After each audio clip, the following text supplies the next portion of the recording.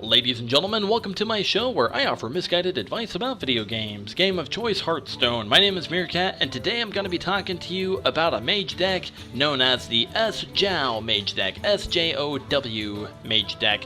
Found this deck online at hearthpwn.com, Hearthpwn.com. If you have not been to the website, I highly recommend that you check it out. It's got a lot of the top decks out there.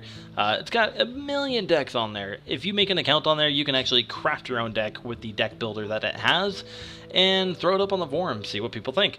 If you get upvotes, and you get enough upvotes, and enough people are interested in checking out the deck and wanting to try it for themselves, they'll upvote it and they'll put it onto the front page of hearthpwn.com. So that's where this deck originally came from. It was on the front page. It's not anymore, but I think currently this has 175 upvotes, which is actually quite a bit for some popular decks on hearthpwn.com. Anyways, so getting into the cards here, you got 2 Mana Wyrms and 2 Undertakers. You got to notice right away that these are 2 cards that, while they are absolutely awesome, if you can synergize them well and ramp them up with your other cards, they're not necessarily vital to win the game. So these are definitely good cards to have at the beginning if you get lucky and you can mulligan into them. Otherwise, if you don't, not a huge deal. You've got some other cards to kind of help finish you through the game. Anyways, so you got 2 Frostbolts, you got 2 Loot Hoarders, 2 Mad Scientists, you got some secrets here, Harvest Golems, you got Kirin Tor for your secrets, you got 2 Fireballs and the Polymorph, 2 Water Elementals, awesome minion card if you're a mage. You got Loatheb, 2 Sludge Belchers, a Sylvanas Windrunner, a Flamestrike, and dun-dun-dun, Ragnaros. Anyways, one thing I do want to mention here, Sylvanas Windrunner, if you do not have this card, you can definitely trade it out.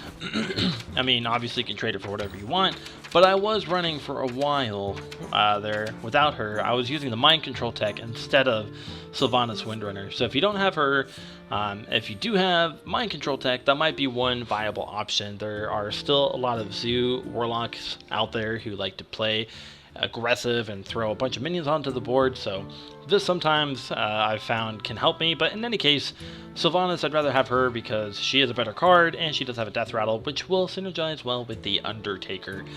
Alright, so enough about the deck. Let's back out of here, hop into an actual match. So I was sitting at the rank, glorious rank of 20. Now I'm at rank 13 with this deck, so I've had quite a bit of success with it. I mean, I'm not going into like rank 2 or rank 1 or getting into legendary with this deck, but I blame that more on my own skill rather than the deck itself. I'm probably not playing the deck the best that I could. That's the thing with Hearthstone. If you have an amazing deck, you're not always going to be the greatest player, obviously, because you don't have the skill to be the greatest player. But then again, you're not me and I'm not you, and I'm a terrible player, and maybe you're probably, most likely, not a terrible player. Anyways, here we go. We're going up to a Warlock here. I'm going to assume that he is either a Zoolock or a Handlock, because there are no other type of Warlocks in the game of Hearthstone. I just want you to know, if you're going to play a Warlock, you are not allowed to play anything besides Zoo or Handlock. Actually, that's not true. That's just what everybody plays. Anyways, Polymorph not needed. I want to assume this guy is a Zoolock. Either way, if he was Zoo or Handlock, I would still keep these 2 cards. If he was a Handlock, I would maybe consider holding on to the Polymorph, but I'm going to take my chances here. Because I do have these 2 lower cards, I want to see if I can get something to synergize. Alas, I did not, but still, it's a good trade. Turn 4 minion instead of the turn 4 spell. And perfect. Okay, so the way you want to play this type of deck is depending on which card you draw first and what other type of cards you have. That's kind of the pattern that you want to go. So if you have... Oh no. Okay. So right away, we can clearly see that he's used a Soulfire to get rid of my Mana Wyrm. He does not want to take any chances. Not a big deal though, because now I have an Undertaker, and next turn I could drop down the Harvest Golem and buff him up by 2 stats. Anyways, like I was saying, so depending on what other type of cards you have, those are the kind of cards that you really want to throw onto the board to synergize well. So if you have some spells and a Mana Wyrm, obviously play the Mana Wyrm first. If you have some Death Rattle cards and an Undertaker, obviously play the Undertaker first. Now, I could trade this out, but I'm not going to do that. I'd rather go ahead and attack into him, because then he would have a 4/4 on the board and a free turn, so... In that situation, I was not comfortable attacking into the minion. Excuse me. Okay.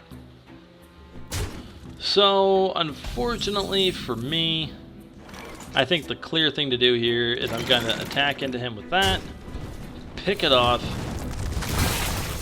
go ahead and drop down the Mad Scientist and wipe out that minion. And boom, now we clearly have good board control. He does have a 4/4 over our smaller minions, but I've got 3 minions and he's got 1. So this is looking pretty good for us. So again, yeah, like I said, Mana Wyrm or Undertaker, depending on what kind of cards line up in your actual hand, that's what you're going to want to play first. Now, of course, you might end up not having a Mana Wyrm or an Undertaker, at which point you'd still want to play these cards anyways. I've found that the longer I hold out to try and pull off some tricks, the worse I'm going to be. So this is interesting. He used a Shadow Flame on that card. But he's not a Handlock. He's not a Zoolock. I guess I stand corrected. Apparently, he is a different type of Warlock. Alright, well, hey, the world's changing. The world is a-changing. Looks like I got a Counterspell. That'll be good against the Soulfire if he does decide to use one. I've got to admit, I'm pretty confused as to what this could be. But, in any case, I'm going to go ahead and wipe out his Harvest Golem. Go ahead and clear that off the board. I'm going to hold on to the Kirin Tor Mage for when I draw into another secret. So what I will do is I'll drop the Mana Wyrm down now. End the turn. I'm going to hold off using a Frostbolt in case he does pull out some sort of a scary card or something that can be picked off with 3 points of damage. Or if I don't need to use it for either one of those, then I could just end up attacking him, obviously, into the face with my Frostbolt and Mana Wyrm combos. Sometimes when you play against a Warlock, it's better to hold on to your Fireballs and maybe your Frostbolts, because then you can blast, do a bunch of burst damage in one turn after he's been picking away at his health. So we're seeing a lot of cards that are used in a Handlock, so perhaps he's using some sort of a Handlock hybrid. This is a very popular card in Handlock, but if you notice, that cost him 6 mana, and Counterspell completely deflected, so he pretty much wasted a turn there, didn't he? Next turn I can drop down the Ragnaros, so I think what I want to do is I'm going to go ahead and throw down the Kirin Tor Mage now. And I think I'm going to hold on to the Frostbolt for now. Now, I could have held on to the Kirin Tor Mage for when I got a secret, but because I'm going to be throwing down Ragnaros next turn, I'd rather go ahead and just get the Kirin Tor Mage out ahead of time. I've still got another one in the deck there, so I'm not too worried about losing the value off of the Battle Cry. Alright, so he's got 2 minions onto the board here. He's got a Void Caller and a Harvest Golem. Not a huge deal because I've got a Ragnaros. I think it's pretty obvious what I want to do here. I'm going to trade out the, or not trade, I'm sorry. I'm going to be picking off his Harvest Golem here. I'm going to be trading out this card. I'm going to end the turn, throw Ragnaros into his face. What is happening? Oh, that's right. I forgot. His Void Caller pulls out a demon. That is totally my bad. Completely forgot about that. But I'm not terribly worried. Soldiers of the cold dark. So he's going to be attacking into Ragnaros, which actually doesn't really make much sense unless he has a Soulfire. You know, I was just thinking. I wonder if because this has charge. Oh no! This is at the end of his turn, so he already clicked on end turn. God, that would be terrifying if he could just continue to revive that. In any case, we're going to go ahead and drop down the Polymorph, sheep him out of there. Let's go ahead and throw down the Frostbolt now. This is a good time to do it. I think I am going to pick off him. We'll take our chances here. Hopefully we kill him. Ta-da! Woohoo! Alright, so there you go. You can see I maintain board control for a majority of the time. Got some good synergy with my Undertaker and with my Mana Wyrm. And also it was beneficial that I actually did throw down the Kirin Tor Mage at the time, at turn 7 before the Ragnaros, because I was able to trade out his Void Caller. So you gotta make the decision sometimes to throw down a card, even if you're gonna lose the value of the Battle Cry or whatever it is that it can synergize with. Sometimes you're better off to go ahead and just use the bare minion itself in order to maintain your board control. So next up we got a Paladin. You asked for it. I'm wondering if he's going to be playing that kind of Kalento style mid-range healing type of Paladin with the with the lay on hands and whatever. Anyways, okay, so right off the bat, I've got 2. So this is an interesting draw. We're going turn 2 to get the coin. So I'm definitely going to hold on to the Mana Wyrm because I can capitalize the coin off of him. Polymorph I'm going to throw back. And I think the Harvest Golem I'm going to hold. Actually, that makes the most sense. I could throw that down turn 1, turn 2, coin into Harvest Golem. Or duplicate. Honestly, I'd rather hold on to my duplicate for the turn before Ragnaros. See if I can capitalize on that. Okay, cool. So the reason why I threw back the Loot Hoarder is because turn 2 I can coin, bring me up to 3 mana crystal and drop the Harvest Golem. That'll be really, really beneficial. Excuse me. Alright, we're going to coin, we're going to drop the Harvest Golem, we're going to go ahead and kill his minion.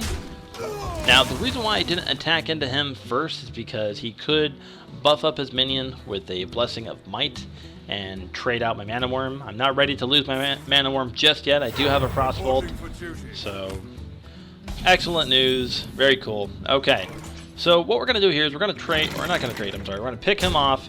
We're going to throw down a duplicate now. Because I do have board control, I'm okay with using the duplicate, buffing up the Mana Wyrm, and in the turn. Now, the unfortunate part is he can do a consecration at this point, but the good news is I have a duplicate. He's going to use all his mana, and I can throw out a, whatever card I get a duplicate off of. So it looks like he did not actually do that. Now, the good news is he used a humility, which means that he didn't actually silence it. So if I start throwing down more spells and keep this alive, then he's actually not going to be able to... Or I'm sorry, if I do keep this alive and keep doing spells, his attack will continue to go up. My Mana Wyrm anyways. Okay, so I think it's pretty obvious what I do here. I'm going to... Actually, yeah. So let's go ahead. Oh my goodness, I am lagging. I think I'm downloading something right now. Let's drop down the Water Elemental, attack into him. Maintaining that board control. If he does drop down a Consecration to wipe these 2 out, this will come back with the Death Rattle. That will stay alive. I'll be able to freeze him into the next turn. So you can see already, I mean, this is a great deck to maintain board control, especially if you actually use your Mana Wyrms and your Undertakers in the first couple of turns, if you get lucky. Looks like we are going to be getting Mana Wyrms back, because Mana Wyrm was the first card that I dropped. Just in case you don't know how duplicate works, if you have more than 1 minion that die in a particular turn, and you have duplicate up, whatever was a minion you played first is a minion that will come back. So, the cool thing is I can drop both these Mana Wyrms now. I can drop down the Counterspell, deflect any kind of crazy, maybe Consecration, Equality Consecration. Yeah, he could do Equality Consecration because Equality is 2, Consecration is 4, equaling up to 6. The cool news is I've got a Counterspell, so it won't matter. Okay, it looks like he did not actually do that. He opted to silence the Water Elemental. That's actually a really risky move. It looks like he must have a weapon in his hand. So with that being the case, I'm going to go ahead and freeze him up. I'm going to go ahead and trade out that minion. I'm going to pick him off. And I think I'm going to hold on to the... I'm going to drop the Mad Scientist, because I can gain the most out of getting an extra secret. If I can get a Mirror Entity up, that would be awesome. So we'll see what he does here. Alright, so he's got a Guardian of Kings. Pretty standard for Paladins to have that on these days. Sorry. Anyways, yeah, so we'll go ahead and Polymorph this guy, pick him off. That gives us the extra attack damage with Mana Wyrm. Smack into his face. Maintain the board control. He's in a lot of trouble, and I'm pretty sure he's either going to concede or he might do a lay on hands as a last-ditch effort, but it doesn't matter at this point. He's pretty much dead.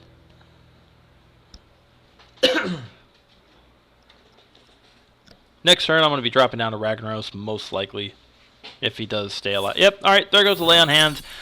Denied, Counterspell took it down. Counterspell is probably one of the best secrets in a mage repertoire, if you will. Honestly, I gotta say, that's gotta be the best spell, or the best secret of all. Alright, there he goes. So he has conceded, giving us the win, bumping me up to 4 stars. Hooray! Alright, excellent news, excellent news. Very cool. So that was the Sjow Mage deck. I'll go into the card collection one more time, let you take a look. Pause the video if you are interested in seeing what is in this deck list. I've been having a lot of success with it. I've gone on a couple of win streaks and then I lose and kind of go back a little bit, but I've been having some pretty moderate success with it. I don't know how it's going to match up in the later portion of the meta, you know, getting into rank 5, rank 4, rank 3. I don't know what it's going to be like when I get to there. From the current predictions with the the decks that I've seen online, it seems like a lot of those kind of players are playing druids, I think, and rogues and hunters. I don't know. In any case, I love playing the mage. I can't stop. I can't get enough of of playing the mage. So yeah, pause the video if you're interested in taking a look at the deck list, and check out the Facebook page that we've created for the Los Angeles area. We're trying to develop the Hearthstone community, so if you happen to swing on by, go ahead and hit that like button. Try to help grow our page a little bit. That page is on Facebook. It is called Hearthstone of Los Angeles, and it's been up for a couple of weeks, so we're trying to increase the likes on there, try to get some more of the community together and try to get some fireside gatherings. Shout out to Howard Kim. He has been an awesome support in helping me try to continue to promote the community website. And also, if you are in the Los Angeles area and you are interested in getting together for some fireside gatherings, aside from the Hearthstone of Los Angeles Facebook page, check out Koreatown Esports on Facebook's on the many books of face. Go to Facebook, type in Koreatown Esports, and you're also going to find that's where Howard's Facebook page is. And currently he is, last Saturday I went to Twin Galaxies Live, where we had some live streaming, playing some Hearthstone, King of the Hill style, where we originally set the cap to 12 wins. That was way too high. I don't know what the hell we were thinking there. But we finally, at the end of the night, we said, okay, if you can get to 5 wins without losing, then you get the prize of, I think, $100 or $200 or whatever it was. In any case, we're continuing to develop that production. We're ramping up, not this weekend, but the previous weekend we had 1,400 views, live stream views, so or viewers, I should say. So we're trying to gear up this production. If you're interested, take a look at Twin Galaxies Live. We'll be there every Saturday from 7 p.m. till midnight. Go to Hearthstone of Los Angeles on Facebook. You'll find the link to it. And yeah, until next time, my name is Meerkat.